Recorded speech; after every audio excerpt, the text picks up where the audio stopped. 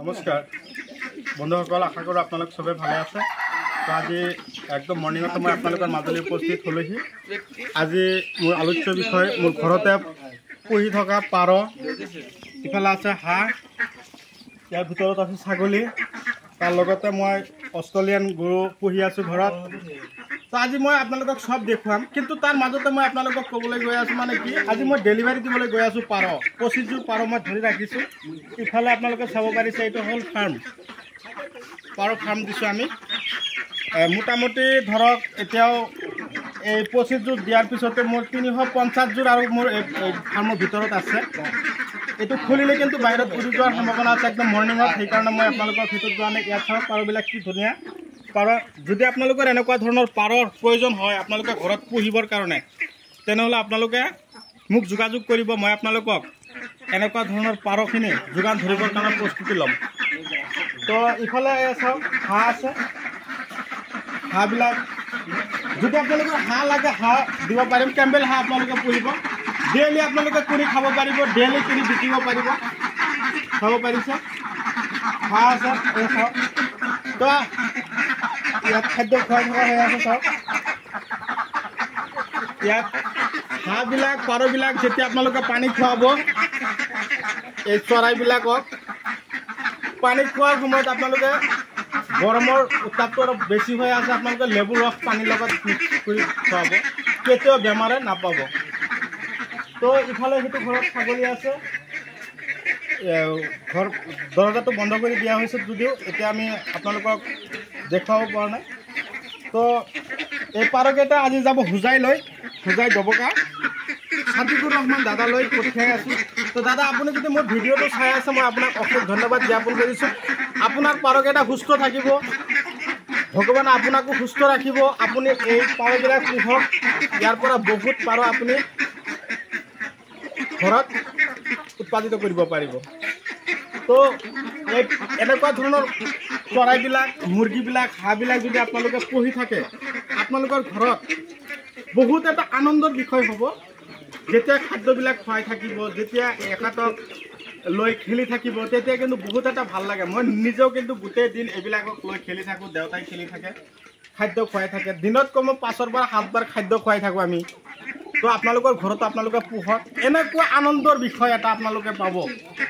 তো চাওক, আমি অযথা যাতে সময় নষ্ট নকৰোঁ। ইফালেতো খেতি বাতি কৰিয়ে আছোঁ, যেতিয়া খেতিৰ পৰা ঘৰত আহোঁ আমি চাত বহি থাকোঁ, তেতিয়া যিবিলাক এতিয়া সেই সময়ত যেতিয়া আমি এইবিলাকক খাদ্য খুৱাই থাকোঁ, তেতিয়া বহুত ভাল লাগে। নিজেও কিন্তু এইবিলাক কাটি নাখাওঁ আমি, এইবিলাকক যে কাটি খাম তেতিয়াও কিন্তু আমাৰ এটা নিজৰ যিটো মৰম সেইটো আহি যায়। সেইকাৰণে আমি বজাৰৰ পৰা মুৰ্গী কিনি আনি তাৰপিছতহে খাওঁ, কিন্তু ঘৰৰখিনি আমি নাখাওঁ। বা দেউতাই আমাক কি কৰে, বাধা দিয়ে, খাব নালাগে, পাপ হ'ব, এনেকুৱা পাপ কাম আমি কৰিব নালাগে। বজাৰত লাগিলে 2-4টা বিকিম, পইচা ল'ম, সেইটো বেলেগ, কিন্তু আমি নিজে খাব নোৱাৰিম। তো ইফালে আপোনালোকক দেখুৱাই আছোঁ, আপোনালোকে এই চাওক হাঁহবিলাক এতিয়া পুখুৰীত নমাই দি আছোঁ। এই চাওক হাঁহ পুখুৰীত নামি যাব এতিয়া গোটেই দিন। চাওক ইফালে আছে আৰু এইটোৰ ভিতৰত আছে কমেও 30টামান এৰি দিয়া হ'ল। এইফালে ছাগলীও আছে। তো ঘৰটো একদম এন্ধাৰ হৈ আছে, হৈ থকাৰ কাৰণে মই আপোনালোকক দেখুৱাব পৰা নাই। তো গৰু ৰাখিছোঁ, 2টা পুহি আছোঁ, খাদ্য খুৱাব লাগিব। কিন্তু এইবিলাক পোহপাল দিয়া আছে ভাল কথা, কিন্তু এখেতৰ সময়ৰ খাদ্য সময়ত আপোনালোকে যোগান ধৰিব লাগিব। এয়া চাওক, ইয়াত ছাগলী আছে, এয়া ছাগলী চাওক কেনেকৈ ৰাখোঁ আমি ঘৰত। এয়া চাওক,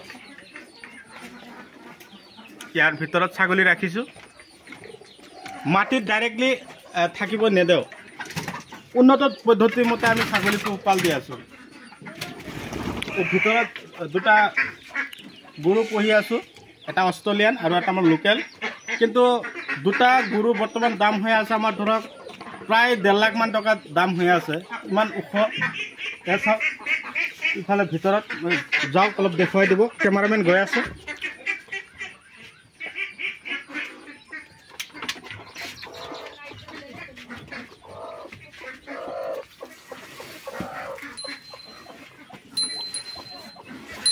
এইয়া চাওক গৰু ওলাইছে একদম। চাব পাৰিছে। তো বন্ধুসকল, আপোনালোকে এনেকুৱা ধৰণৰ গৰু, ছাগলী, ভেড়া, পাৰ, হাঁহ এনেকুৱা ধৰণৰ আপোনালোকৰ ঘৰত পোহক। আপোনালোকে মৰম কৰক যাতে আপোনালোকৰ ঘৰতো যথেষ্ট পৰিমাণে হয়। চাওক, যিফালে মই কেমেৰা ঘূৰাই আছোঁ সিফালে এইবিলাক মুৰ্গীবিলাক ঘূৰি আছে, এইবিলাক হাঁহবিলাক ঘূৰি আছে, বহুত ভাল লাগে। আৰু মুৰ্গী পুহিবৰ কাৰণে এনেকুৱা ধৰণৰ বিল্ডিং বনাই দিব, দুতলা বিল্ডিং বনাই দিব বাঁহেদি, ইয়াত থাকিব। তো বন্ধুসকল, মই ডেলিভাৰী দিবৰ কাৰণে প্ৰস্তুতি লৈ আছোঁ। মই এতিয়া ওলাই যাম। আপোনালোকৰ আশীৰ্বাদ কামনা কৰিছোঁ। আপোনালোকে যিমান মোক সহায় কৰিছে আপোনালোকক মই অশেষ অশেষ ধন্যবাদ জ্ঞাপন কৰিছোঁ। মই যি পদ্ধতিত হেৰি কৰিছোঁ, খেতি বাতি কৰাৰ উপৰিও মই ঘৰত এনেকুৱা ধৰণৰ হাঁহ, মুৰ্গী, পাৰ, ছাগলী, গৰু এনেকুৱা ধৰণৰ জন্তুবিলাক যে পুহি আছোঁ, চৰাইবিলাক যে পুহি আছোঁ, আপোনালোকৰ ঘৰতো আপোনালোকে পোহক তাৰে কামনা লৈ আজিৰ ভিডিঅ' মই এইখিনিতে সমাপ্ত পেলাইছোঁ। পৰৱৰ্তী ভিডিঅ'ত লগ পাম। ধন্যবাদ।